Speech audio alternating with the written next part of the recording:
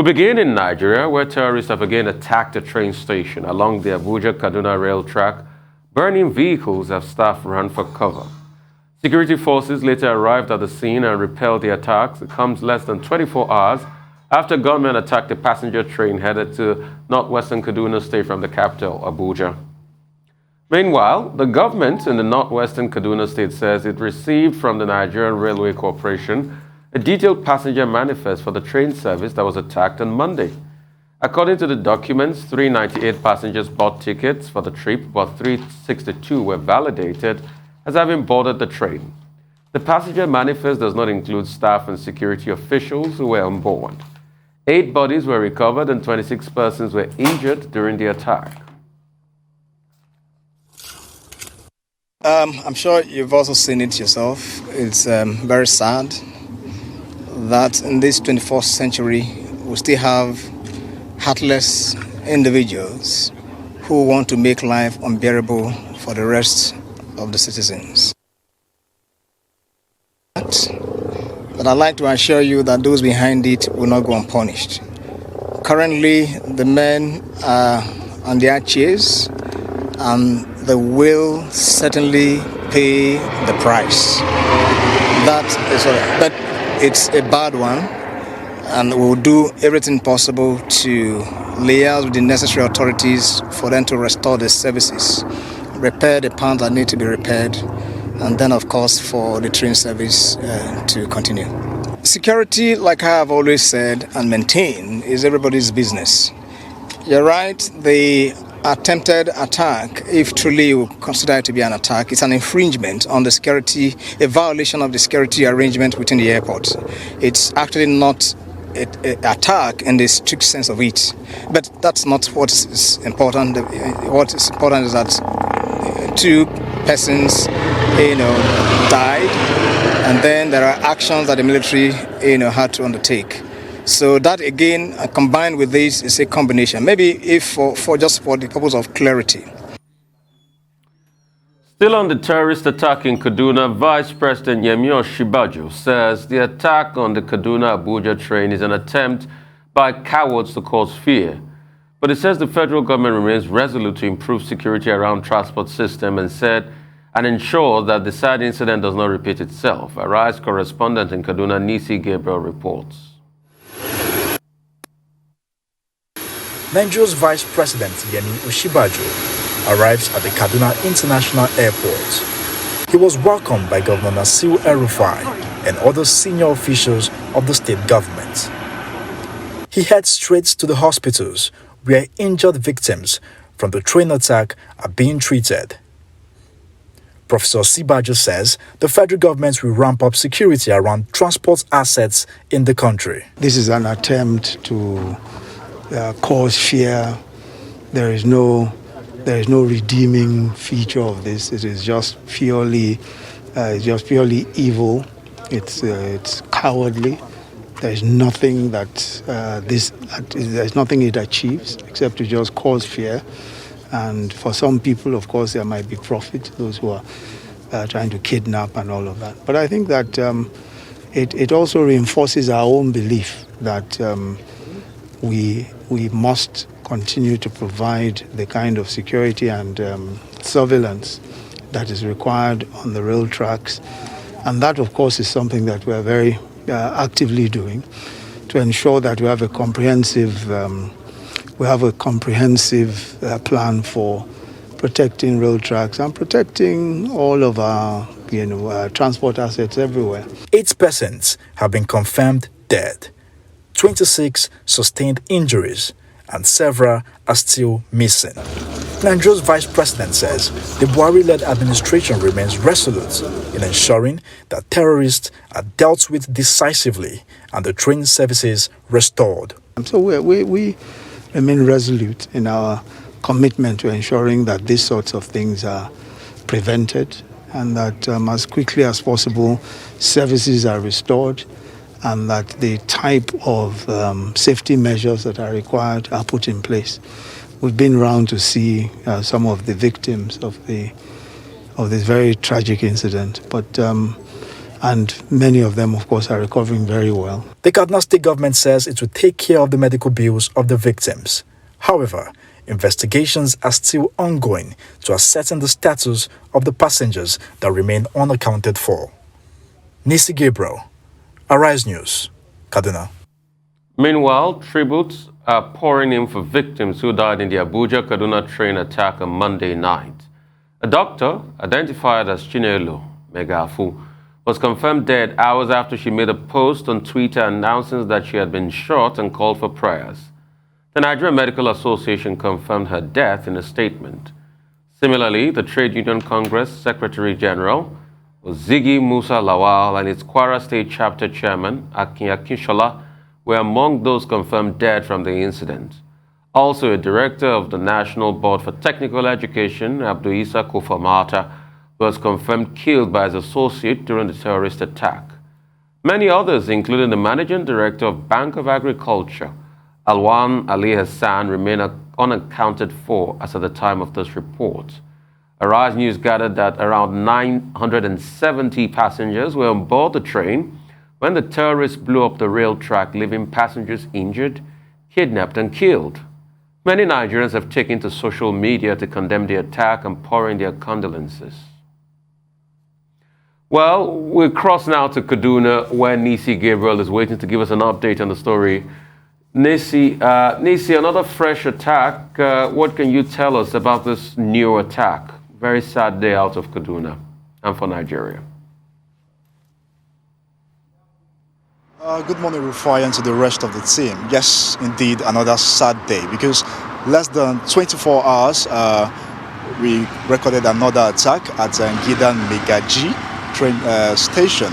And though security operatives were able to repel the attack, but we did gather that the terrorists burnt vehicles and caused some extent of damage in that particular area. And it's just less than 24 hours, and it's indeed sad. Right, Nisi, do we have any further updates on those casualties? I mean, it's been reported that 8 people lost their lives. Rufai just read some of the people who passed on. And to add to that, it's been reported that 3 members of the Nigerian Bar Association lost their lives. There are also those who were injured. There have been reports of over 40 people in hospital. Do we have any more details about that and about the manifest, passenger manifest on the train? Has everybody's whereabouts sort of been confirmed? And are those who are missing, can they now be presumed abducted by the terrorists? Yes, indeed. To start with the latter, those who are missing can be presumed unaccounted for. At least we can now say that indeed they were abducted by the terrorists, because they are unaccounted for as we speak. Well, yesterday, the wee hour of yesterday, the Kaduna State government did release the manifest. And according to the manifest, 398 passengers did buy tickets for the train service AK9. And out of that 398, 362 were validated. So that's according to the manifest released by the Kaduna State government. According to the Kaduna State government, it says it's got that manifest from the Nigeria Railway Corporation. Well, 8 persons have been confirmed dead and 26 injured, and 41 receiving treatment, and many others are still unaccounted for. And those accounted for, as we speak, we can now presume that indeed they were abducted by these terrorists. And as we speak, there's an ongoing massive search going on in the bushes to see how these persons can be rescued. Well, 2 quick things. 2 airlines, at least Asman and Air Peace, have suspended flights to Kaduna Airport.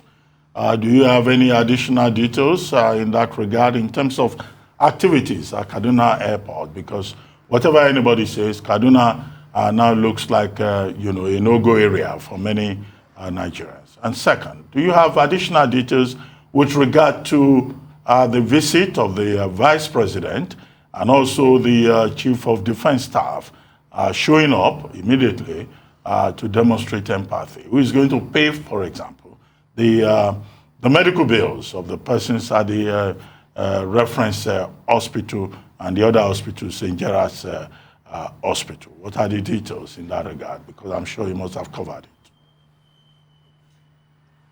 Yes, very good question, Dr. Abate. Starting with flight operations at the Kaduna International Airport.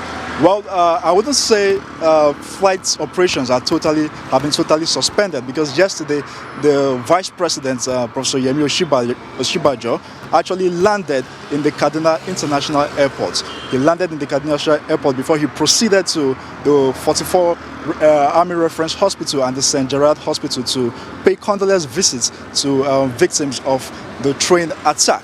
Well, the Chief of Defense Staff, the Inspector General of Police, and the Chief of Army Staff were at the scene of the incident yesterday. I was on ground with them to see for myself the extent of damage on the rail track and the extent of damage on that particular train. And from what we gathered, 11 coaches were affected, 7 economy, 3 business class were also affected. And the Chief of Defense Staff did say that they will learn from the lessons of this particular attack. They are not resting on their oars, and they will ensure that those behind this attack are dealt with decisively. And also the Minister of Transportation, as you know, Rotimi Amechi, later visited the scene, and he blamed the incident to lack of surveillance equipment on that road, which he says delay in procurement is the cause for the lack of surveillance equipment. Well, we do hope that all these visits will not amount to nothing. We do hope that after this visit, rapid efforts will be put in place to ensure that these surveillance equipment are being installed along the Kaduna-Abuja rail track.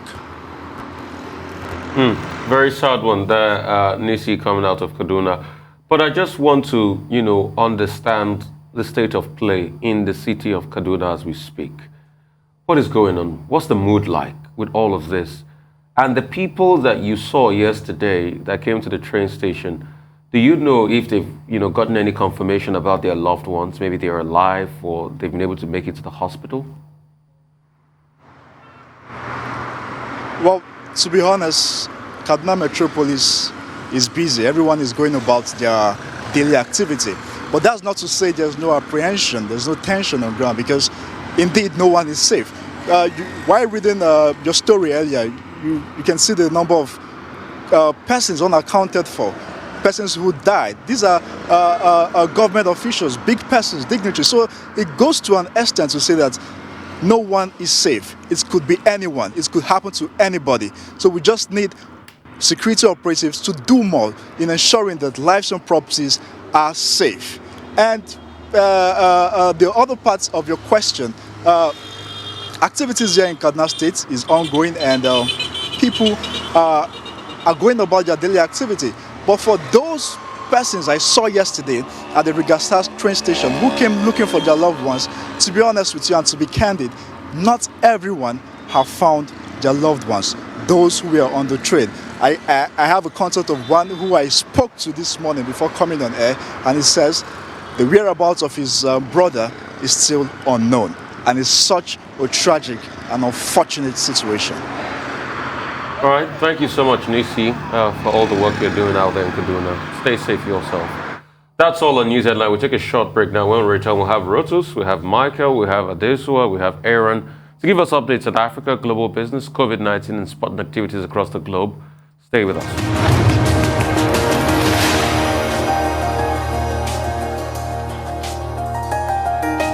Welcome back to the morning show here on Arise News. For Global Business Update, Michael Wilson joins us now from London. Good morning. Good morning, good morning. Yes, so Asia stocks then basically slightly up overnight, given, or our overnight as it were, given the slight optimism about the so-called peace talks taking place. I should draw your attention to Evergrande, though. As I said to you yesterday, that property crisis is not going away. They're selling a share in their electrical vehicle company, and also they are suspending their overall property shares, as it says here, until further notice. The Hong Kong Hang Seng, just in case you've forgotten, it owes its liabilities total $300 billion, just in case you were forgetting that one. Elsewhere, Japanese stocks lagged the broader increase. China's rich are moving their money and their assets to Singapore. That's because of the crackdown as far as regulation is concerned in China. It seems to have picked up very, very slightly, particularly with the emphasis on common prosperity that's being pushed there, i.e. the wealth not just in the hands of a few, but shared amongst the many. And over the last 12 months, inquiries have really started increasing about not just assets, but whole families actually wanting to move from China to Singapore. Somebody whom I always take notice of when he opens his mouth, a chap called Daniel Yergin.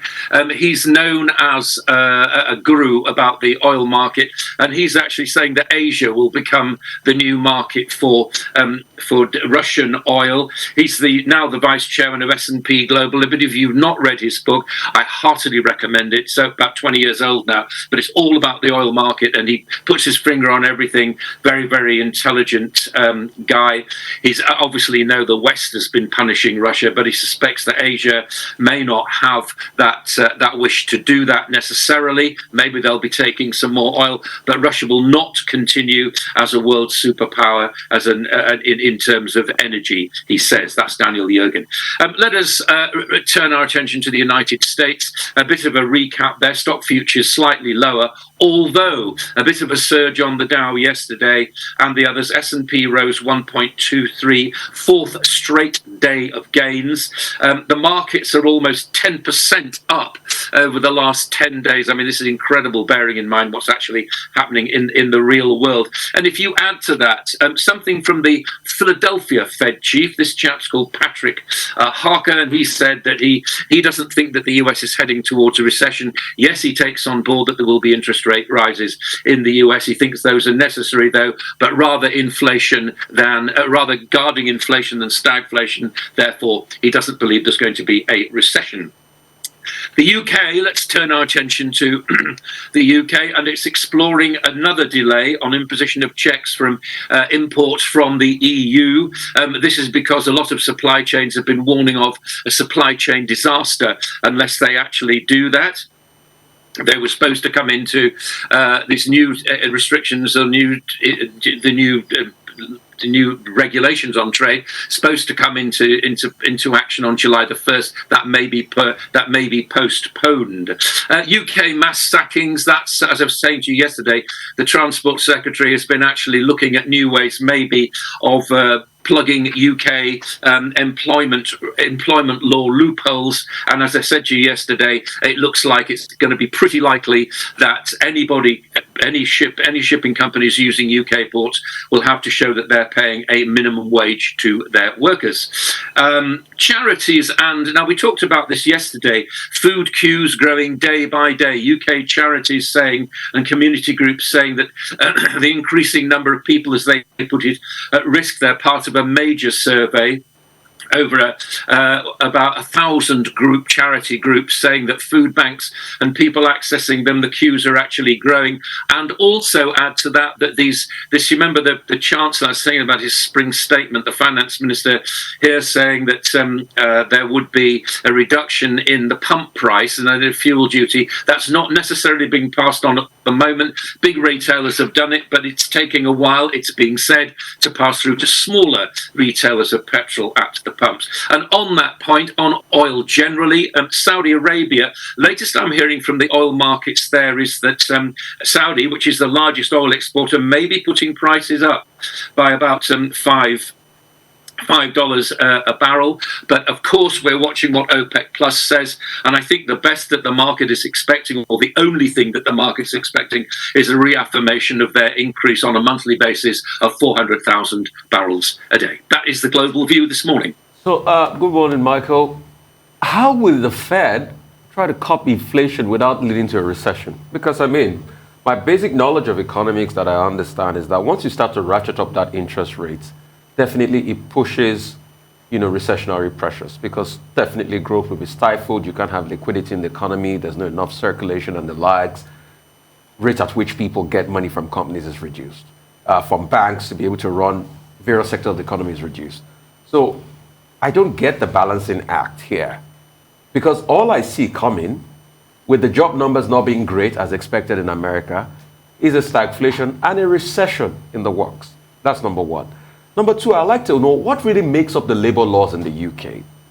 Because I was shell-shocked that in the UK, a first world country, somebody can just, I'm talking about the P&O workers, can just come and say, oh, I knew I was going to sack them. I couldn't have told the union because there's nothing I can do about it. I'll sort them out. And he said that to a select committee of parliament. And they were looking at him shell-shocked. I mean, if that happened in Nigeria, people are going to raise high heavens and make all the great brouhaha about it. But this happened in the UK.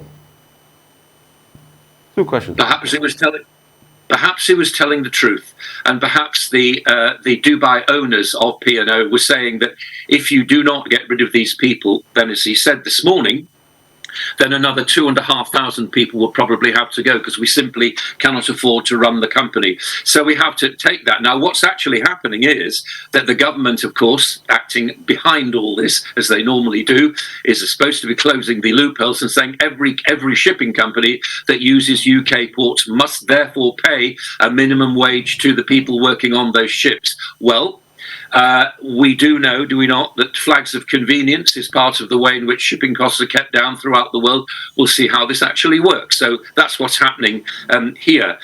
As far as the Fed's concerned, interest rates have been a lot higher in the United States, and I would disagree with you about the labour market there. It's gradually building up. It's not necessarily shooting up, but it is gradually building up. And do remember that overhanging all this, it's the big infrastructure plan that's sort of passing through the administration in the United States at the moment, and that will give a lot more people work. So I think I'm only guessing, but I'm thinking this is what the Philadelphia Fed chief, Mr. Harker, has been actually saying overnight, that actually, because of all this, the interest rate rises, which are going to be fairly small. I mean, yes, they are big compared with the low rates at the moment. But given that they are fairly small, he's hopeful that the overall strength of the US economy will override that. Again, I mean, I'm with you on your economic theory. It may be that things turn out differently. Well, quickly, Michael. Germany, the Economy and Climate Minister, Robert Habeck, is boasting that Germany is going to move swiftly to cut off supply of gas from Russia. Germany gets about 55% of its gas from Russia, the gas station of the world. The Habeck is now saying, look, they are going to move very fast, and they are going to be importing LNG from other parts of the world, considering the fact that Germany does not have the infrastructure to do that. Is it just, showboating? Can Germany really do without Russian oil and gas, particularly now that there is that tension? Russia is saying, you pay us in rubles. The West is saying, no, we will pay in dollars. Who is going to blink first in that regard? That's the first one. The second one has to do with the issue about Russia now purportedly saying, oh, okay, we'll pull back from Kiev. We'll pull back from Chernihiv in the northern part of Ukraine. We'll just concentrate our activities in the Donbass region. Can Russia be trusted? Because there are persons who have been saying, oh, okay, maybe this is a major breakthrough that will lead to a ceasefire in the peace talks between Russia and Ukraine. And how are the markets responding to this? Or are the markets as skeptical as the UK Defense Secretary, who says Putin thinks that he's talking to children? As far as overseas observers are concerned, the markets are reacting in much the way that they did. They're calling it the Chamberlain moment, which you'll recall at the beginning of the Second World War, when it was felt that Neville Chamberlain, who was then Prime Minister, had secured peace with Germany. And of course he hadn't. And there is a great deal of skepticism about the markets are getting what they want to hear at the moment, which is that there may be some kind of hope in the peace talks. We unfortunately don't know what the Russians are really thinking for for all the obvious reasons we've discussed before. As far as Ukraine is concerned, and again, I'm not an expert in geopolitics, as you well know. All I can say is what I'm reading, and I'm reading and listening to the news reports, and the news reports are saying that the Ukrainians generally are actually looking at this with a great deal of skepticism. It's not necessarily a change. It does not mean that Russia is admitting defeat. It does not mean anything about a change. It's just slight geographical change in the direction of the war. But there is a great deal of skepticism about what this really means. As far as Germany is concerned, it will come under pressure, no doubt, from its other EU partners to do something to stop this continuing dependence on Russian gas. That may well continue a little while into the future.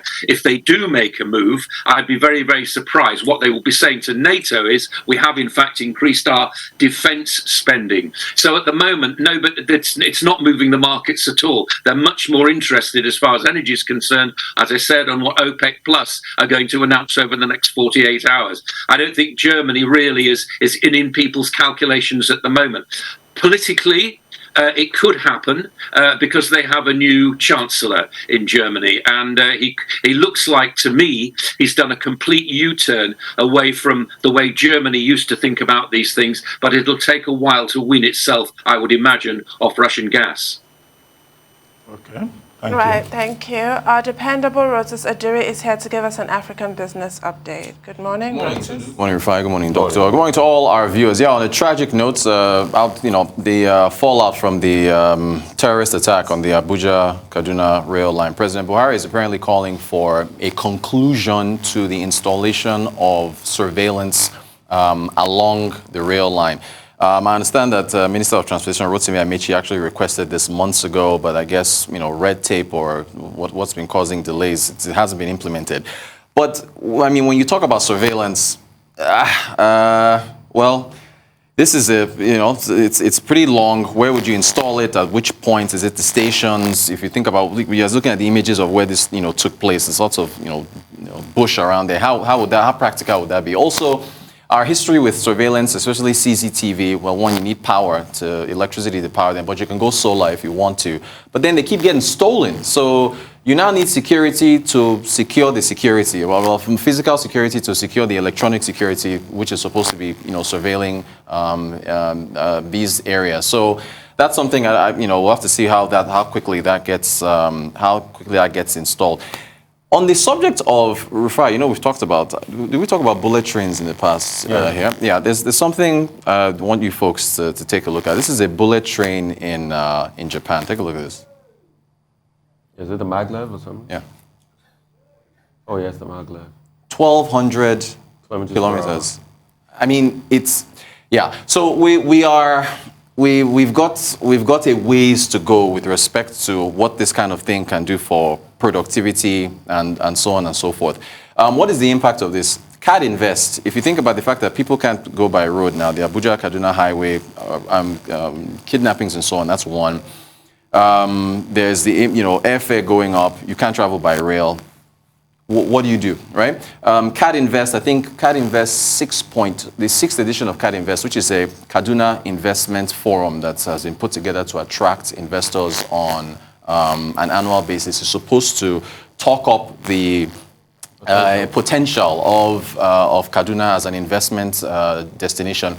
You have to think about what the impact of this, will be on such gatherings like this. So the fallout is incredible. Don't forget, we have governors that, as we speak, in Dubai seeking investments to bring it back into Nigeria. Still on Kaduna, Azman Air, which we talked about Azman Air on Monday. They put out a statement talking about the delay, 44-minute delay in their flight from Kaduna to Lagos on Saturday. They've now put out another statement that you're seeing on your screen there, where they've halted operations into Kaduna Airport. They're saying, yes, we know that normalcy has been restored, but we need some more time to evaluate the situation. So again, the insecurity impacts on aviation, on rail, on road transportation. Don't forget, the Bureau of Statistics releases transport data quarterly, showing price movements and so on and so forth. Think about it. If you have, things to do on a business level, you might have to move virtual. That's probably what's going to have to happen at this point. Understand that according to the Daily Trust, they spoke with a spokesperson for Air Peace. And so the Daily Trust is saying that Air Peace has also halted, or rather suspended Kaduna flights. So that's ASMAN and Air Peace so far. To farming, Vice President Osibanjo was in Lagos to flag off the national, I think it's Livestock and Aquaculture Trade Fair.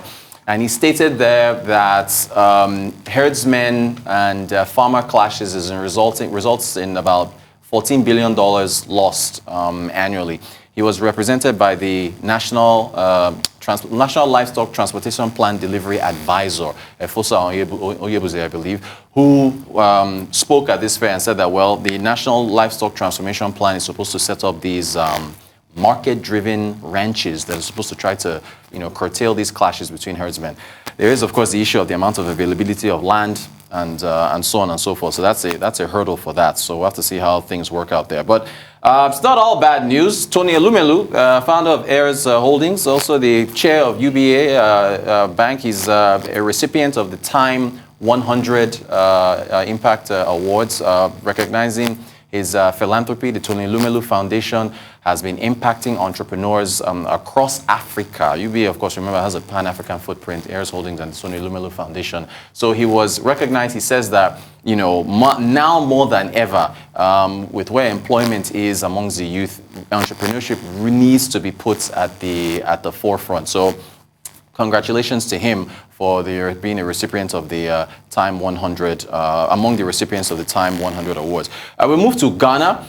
What's a gamble from the Ghanaian government to schedule yet another, well, I don't know, maybe this was a coincidence, but they finally passed their electronic levy bill. I actually watched this live yesterday during lunchtime. It was contentious. It was full of debate. The minority party, they were talking about the worst debt to GDP ratio in Africa, the highest deficits in all of Africa, the worst currency, and now you want to put a levy on top of the average Ghanaian. Inflation is double digits. What are you doing? They walked out. The minority party walked out, but they passed it. Ofori-Atta, who is the finance minister, reduced it, I think about 25 basis points from 1.75% to 1.5. So once again, for our viewers, that is the charge on electronic transactions, mobile money transactions in Ghana.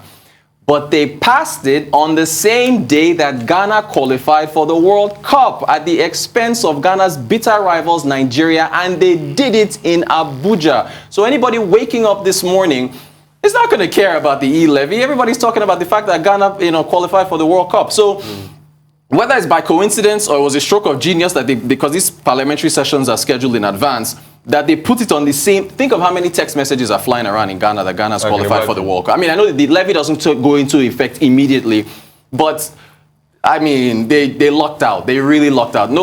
People are going to be upset, but Ghana has qualified for the World Cup. They're not going to care. So that was just, I think, really coincidental luck for them. Finally, Disney Plus has announced the pricing and launch of Disney Plus in South Africa. So May 18th is when it's coming out. I think the price is 119 Rand. So I think it's about 3,450 Naira if you're looking at the equivalent. And so it's competitively priced with Amazon Prime and what is it now, Netflix and all the other stuff. So that's what we have. So go ahead. I know you tuned in hoping for a punch-up. You can tell me. I did. I thought some chairs are going to be thrown around in the Ghanaian parliament. They're like the Portuguese parliament too. Really grim, and you're so right. Thank God for that news about Tony Elumelu. At least that's something we can be happy about. Congratulations to him. The Tony Elumelu Foundation is changing lives. $5,000 to 15,000 entrepreneurs. That's a very big deal. But about Kaduna, you're so right to point out that CadInvest. I was terribly impressed. And recently I was reading about how Kaduna has attracted $3 billion worth of foreign investment. They're creating jobs. Last week they launched this, they opened this tomato processing plant. And now Kaduna is under siege. Cannot be accessed by air, rail, road. I mean, this is such a disaster. It's terrible. It's terrible. I mean, okay, Dr. Abati, after you. Go ahead. Okay, good.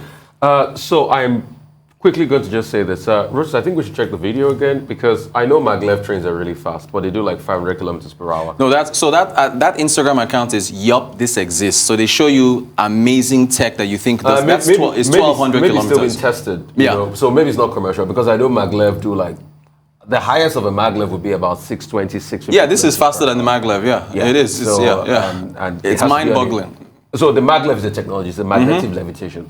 So that's the innovation now. They're going beyond maglev. It's crazy. Yeah. But what I really wanted to say is, and you're correct, Ndu, it shuts down everything. All of that, it just shows Kaduna, right? Okay. You know, what is happening shuts down everything. And investors will sit back and say, yeah, I know Nigeria is quite a rich country. I can get 35% return on investment. They've got a good market and all of that. But insecurity. Yeah. Although some people will also argue with you on the flip side that you can't bring out copious literature and data that says that insecurity hampers investment. But I don't buy that argument. Right. It makes up the bulk of the thinking of a lot of people that want to bring money into your country. And you know, when we lost yesterday, a lot of people were saying, you know, because of insecurity, that's why probably Twitter stayed in Ghana. You know, and they're saying all sorts of things like that. So we need to go back and fix our problems. For Ghana, I don't think they're out of the woods yet. With the E-levy, the question I'm going to ask is, year on year, how much is it going to give Ghana and put in the coffers? Yeah. This is a country that has an 80% debt to GDP ratio. Yep. They have one of the worst budget balances in the world. Their, their loans are like junk loans because a lot of people are complaining. So Ghana has got big problems. The E-levy wouldn't solve that. I think it would only stifle the sector even more. And the question is, the Ghanaian government should be thinking of innovation because as of 2005, you had nothing called e-levies because they are not innovated to get electronic transfer of money. So why don't they look for new routes to be able to make money in that same Ghanaian economy? And they can crack it. And what is the way? Educate the young people in Ghana. Educate them. Once you educate them, they can do a whole lot. Okay, the electronic transfer levy is not so far away from us. It's not so strange. You recall that in 2020, when Nigeria came up with a review of the Finance Act 2020, electronic transfer levy was part of it. Yeah. And it's part of that law. The court had outlawed the ruled stamp duty as illegal. And then Nigeria decided to introduce the electronic transfer levy. So E-levy is not really Ghanaian. We are also part of that process. However, in November 2021, Kenneth Ofori-Atta, Minister of Finance, in presenting the budget before the parliament, then talked about this electronic transfer levy, E-levy, as is popularly known in Ghana. And the whole idea, his argument, his justification for it, was that, look, as a result of COVID-19, there has been a sharp increase in digitalization. And revenues, from the effect of digitalization had gone up significantly. And that if Ghana could put a levy on this, then, of course, it would be able to address the budget deficit that was expected in 2022. Of course, you made the point, how it divided parliament, how it divided the people who claim that the cost of living has gone up. There is also high fuel prices, and you want to tax us a little more. So the question is, okay, this tax on electronic transfers, if you use POS, if you transfer money and all of that, even those who get direct remittances will bear some burden. How will it promote and encourage financial inclusion? How does it not come across as an additional burden on the people of Ghana who are suffering so much? So these are the relevant questions. But it is not yet law until the president gives his assent. So now it leaves parliament, a divided parliament. Let us see whether President Nana Akufo-Addo would assent to it. As for Tony Elumelu, yes, congratulations to him. Award well deserved. He has spent so much through the Tony Elumelu Foundation, encouraging entrepreneurship, growth, innovation in Africa. And look, this is a good example. People who gain from society. He likes to tell the story of his grass to grace. He also give back. And his example is a very impressive one, just as that of Femi Otedola is. Aliko Dangote's example is also important. And also Aigi Mokwede, who promotes governance studies, tries to create a future team of policymakers. He has chosen a niche for himself. And it's good to see him being recognized. It will encourage him to do more. It will motivate him to do more. Finally, we talked about the Minister of Transportation, yes, Rotimi Amechi. Yeah. Rotimi Amechi says, that, okay, he too has visited, but the cost of what has happened is about 3 billion naira. And it's quoted in the Punch newspaper today. I'm not making it up. You can go and check it. 3 billion naira, I'm very sure. Is the cost of what he had asked for to buy drones, the same monitoring and surveillance system that the president is asking that should be put in place immediately. But Rotimi Amechi is quoted in the Punch newspaper today as saying that it has been very difficult, that the procurement process is difficult. Okay, we don't have the drones, which he says, or the facilities that he says, look, even if you touch the rail track, somebody will know somewhere. So we're running the trains. We did not invest in security. So the president has now given a directive that the rail track should be fixed by the Nigerian Railway Corporation immediately, and that services should start. However, suspending services on that Lagos Ibadan rail line, with the president's statement mentioned, and also the Abuja-Kaduna rail line, until we invest the 3 billion naira and provide the necessary surveillance and monitoring, because this is about security problems. One of the victims said that the boys who did this were were between the ages of 18 and 20. And they went there and they fixed the bomb there. Nobody saw them.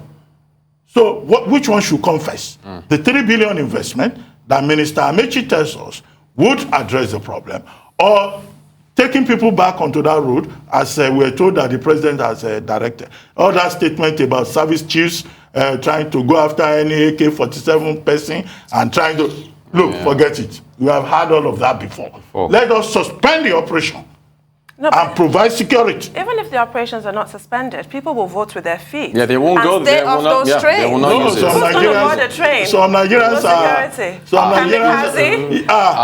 they will tell you that God will take care of them. Oh my God. They will go back there. This is so painful. Only to think that this was the same airport that was the international airport at a point where people flew into, and they took those trains to Abuja while they were renovating the Abuja airport. Yeah, that's right.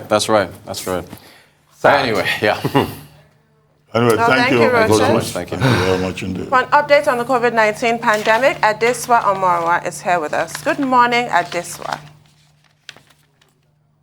Good morning, Tundu. Good to be here. Good morning, Dr. Abati, and good morning, Rufai. Morning, Adeswa.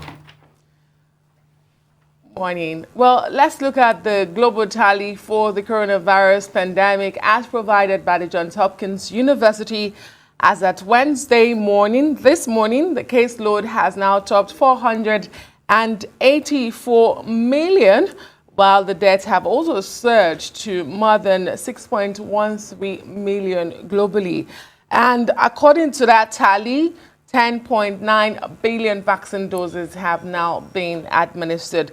And talking about vaccination, here in Nigeria, for the 36 states and the Federal Capital Territory, according to the Nigerian authorities, as at 28th of this month, we have 19.9 million people partially vaccinated. These are the targeted eligible population, adults in Nigeria. They are partially vaccinated because they've received one dose of available vaccines. And while 12.1 million others have now been fully vaccinated, meaning they've had 2 shots. Nigeria is also rolling out booster jabs. That's the 3rd shot. Lagos, Kano, and Jigawa states are the only 3 states that have fully vaccinated more than 1 million people in their states.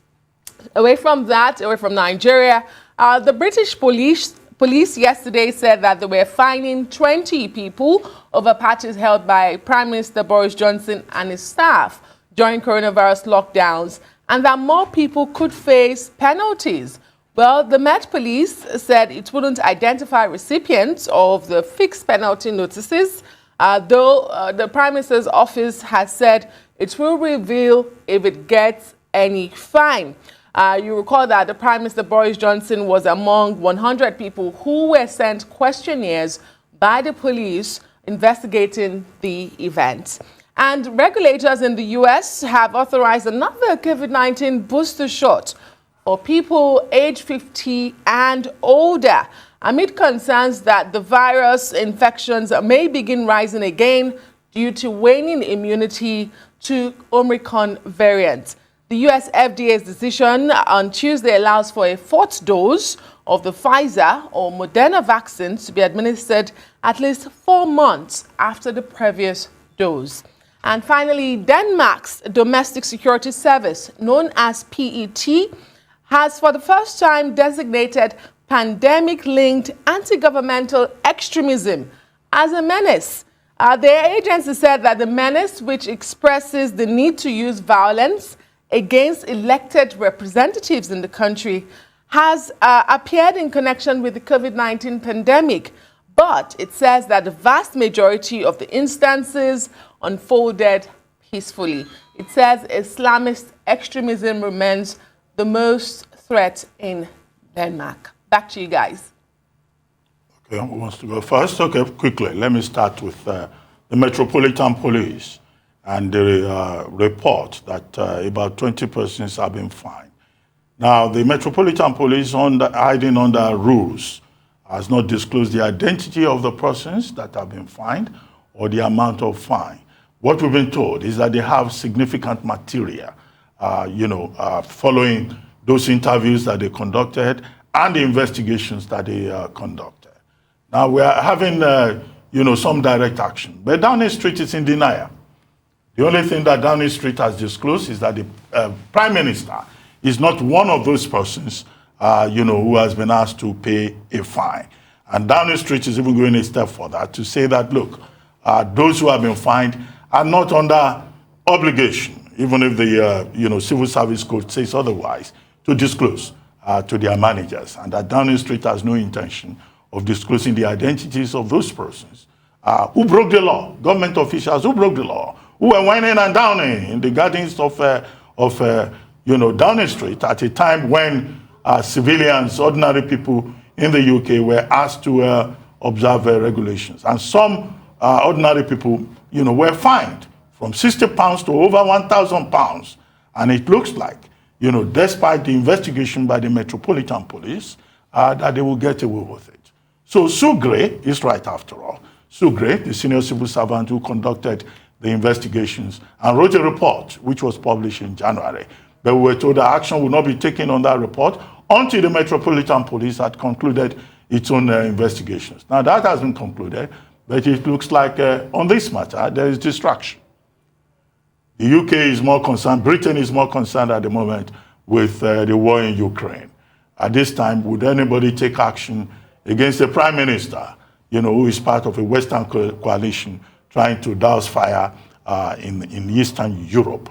And then, of course, Boris Johnson himself says he does not see any wrongdoing. But the question remains, the key question, raised in the Gray Report about responsibility and authority, about how there cannot be two different sets of rules in an emergency or in any other situation for those who rule the people and those that they rule over. Well, as for Denmark, the PET, the Internal Domestic Security Organization, is saying that, okay, anti-governmental extremism is a major problem that could even be classified as a kind of terrorism, despite the fact that Denmark is not under any serious threat at this moment of terrorism. But the concern has been expressed.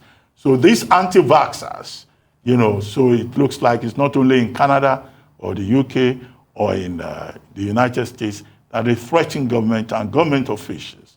And the Denmark report goes a step further, that the country's interests abroad are also being threatened. But of course, the report is just a way of expressing concern and trying to make sure that the anti-vaxxers do not go too far. But we've seen the extent to which they can go. In Canada, when Prime Minister Justin Trudeau had to invoke the emergency law of 1988 and call out the troops.